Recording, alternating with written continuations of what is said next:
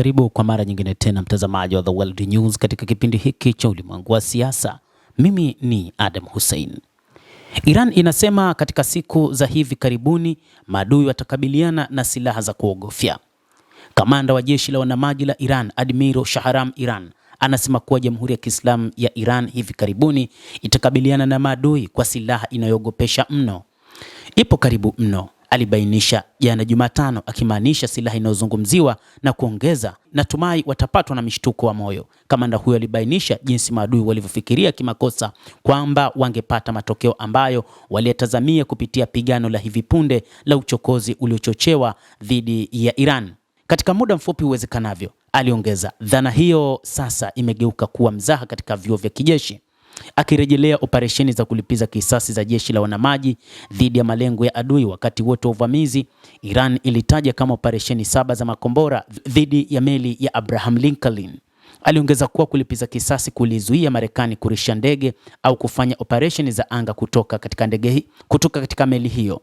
Kukabiliana na uchokozi ulioanza Februari 28, vikosi vya wanajeshi vya Iran viliandaa mawimbi karibia 100 ya kulipiza kisasi madhubuti dhidi ya malengo nyeti ya Marekani na Israel katika eneo kubwa la Asia Magharibi.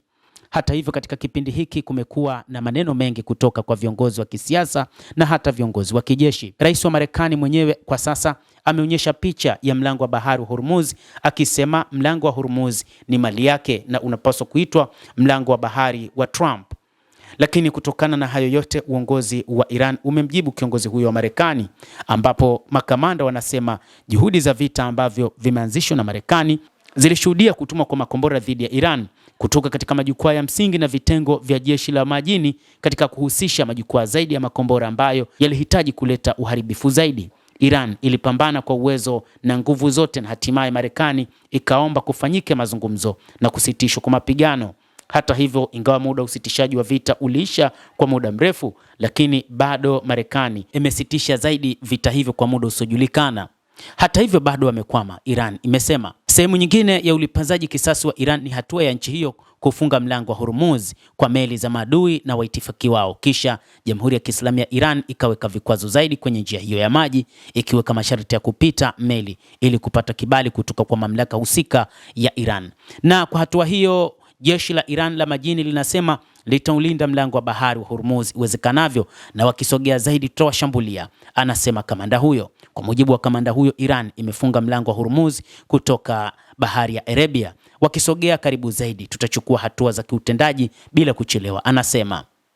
Mtazamaji wa The World News, endelea kutufuatilia, lakini nikusihi usisahau kulike, kucomment, kadhalika kusubscribe channel hii upate habari hizi kwa mapana kupitia The World News.